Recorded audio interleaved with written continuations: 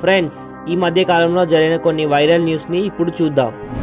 చట్నీలో ఎలుక పరిగెత్తుతున్న వీడియో చాలా వైరల్ అయింది. అండ్ ఈ సంఘటన JNTU కాలేజ్ సుల్తాన్పూర్ హైదరాబాద్ లో జరిగింది.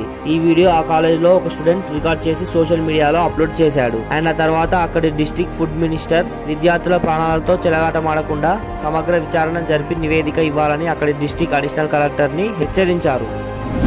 వికాస్ డూబే ఇతను ఫతేపూర్ డిస్టిక్ ఉత్తరప్రదేశ్ లో ఉంటాడు. ఇతనికి ఏం జరిగిందంటే 35 రోజుల్లోనే 6 సార్లు పాము కరిచింది. ఇతనికి పాము కరిచిన ప్రతిసారి ఇతను హాస్పిటల్ కి వెళ్లి రికవర్ అయి వస్తుంటాడు.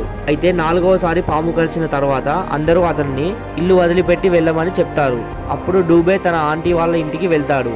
అక్కడికి వెళ్ళాక కూడా మళ్ళీ పాము కరుస్తుంది. మళ్ళీ హాస్పిటల్ కి వెళ్లి రికవర్ అయిన తర్వాత ఇతని పేరెంట్స్ వాళ్ళ ఇంటికి తీసుకెళ్తారు. ఇంటికి వెళ్ళిన తర్వాత కూడా మళ్ళీ పాము కరుస్తుంది. వికాస్ డూబే ఒకటి గమనిస్తాడు. అదేంటంటే అతనిని శనివారం లేదా ఆదివారం రోజే పాము కరుస్తుందని గమనిస్తాడు.